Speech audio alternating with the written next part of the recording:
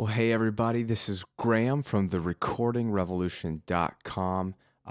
Thanks for tuning in today. Hope you're having an awesome day, awesome week so far.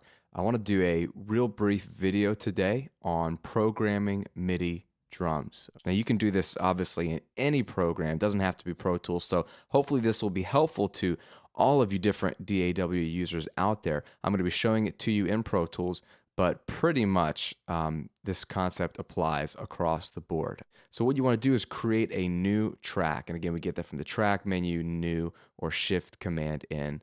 And all you do in Pro Tools is create a stereo instrument track. So that's going to let you basically put on virtual instruments and then play through those, okay? I'm going to double click this and call it drums, right? And then what I want to do is make sure I can see the inserts. You could do that on the mix window, or you can choose inserts from this drop-down menu here, and now you can see them. And I'm going to choose of my instrument plugins. You can see all the ones I have available to me. Every Pro Tools system from version 7 up comes with Expand, and if you have Pro Tools 8, you have Expand 2. Which just basically has twice as many patches. And this is any kind of instrument. This is your cellos, this is your synths, this is everything, but it's also fantastic drums. So you just choose all these presets available to you. I'm gonna just choose drums. And then you've got all these different kits, and it goes down and down and down and down. So you've got all these different drum sounds available to you to play, which is really, really cool. You can have something called warm drums. Let's try that. I'm going to record enable my track here, and then I have a simple USB keyboard controller from M-Audio that I have plugged in. That's all you need. So you can sort of hear all the sounds and audition them, and you can always come back and choose something else. I think I've messed around with session drums. I think this is pretty cool. Yeah, so you just try a sound that you like, and you can change it later. And then what I like to do is, since I'm not that flexible with my hands, I can only really focus on one or two things at a time. I'll try to do a kick and a snare beat first, and then I'll overlay that with maybe some hi-hat, and I'll show you what I mean. I got a click track obviously up here. Press enter to make sure I'm at the beginning of the song. I'm just going to press record, let it run for a measure, and then I'm just going to try to lay down a little beat with kick and snare. So bear with me if it's horrible.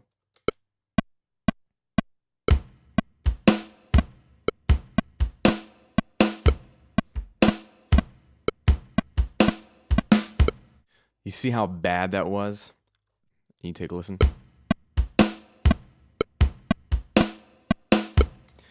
So kick and snare. And then while we're here, we might as well go back to the top, and I'm going to find a hi-hat. A couple different here. Open. So you can play with these two. And in Pro Tools, you can just basically record again and add some extra MIDI data, and it'll overlap it.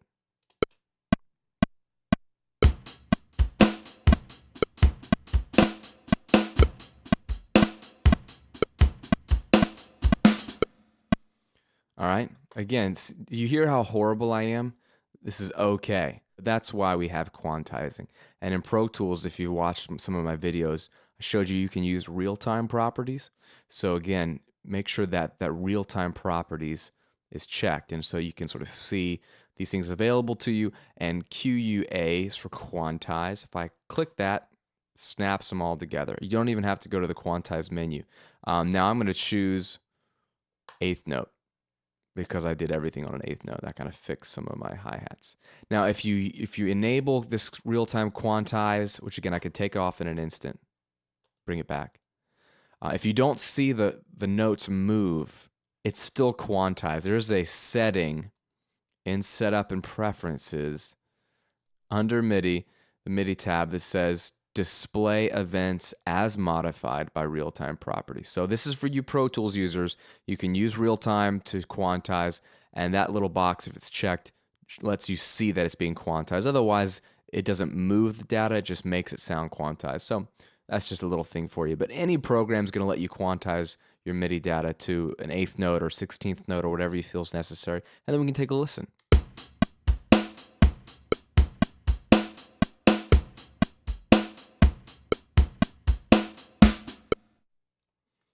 Okay, so you've basically got these guys lined up nice and tight. You got them where you want them.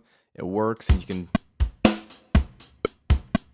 I could switch out a different kick sound or different snare sound from a different keyboard key, or I could change up the rhythm. I could go in manually and change them up.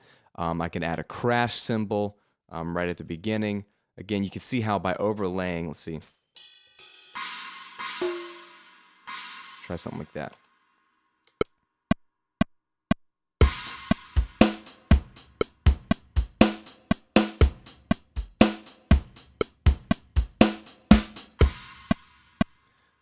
So you can just see how it comes all together.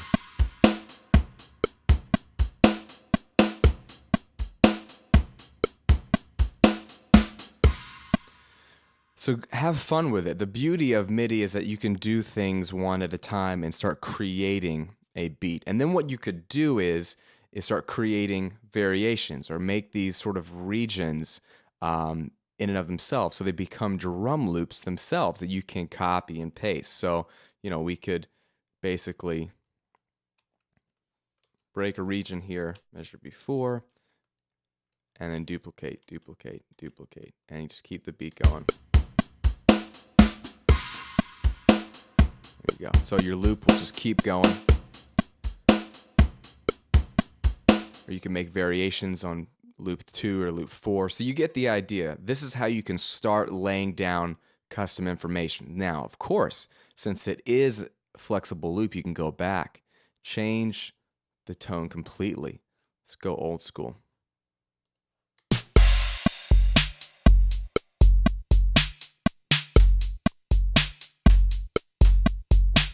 So you can start messing around all day long with different sounds. Funky session.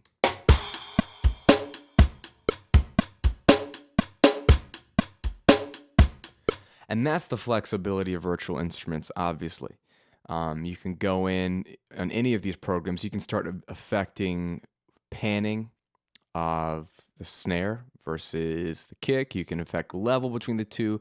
These already have effects built in. It's got an effect called drum room, and so I could adjust the size. Makes it bigger. Overheads.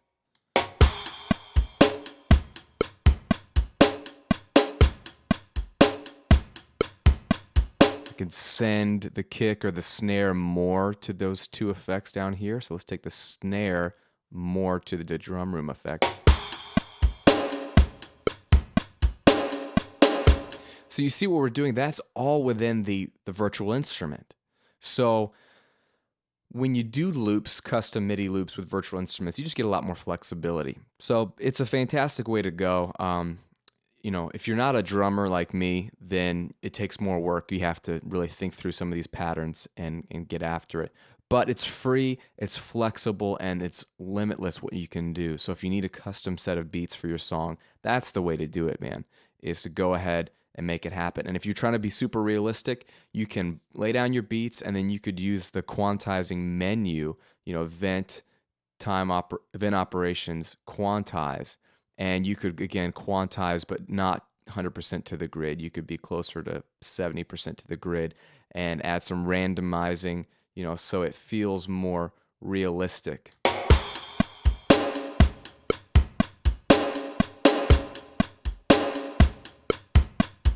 Randomize some more.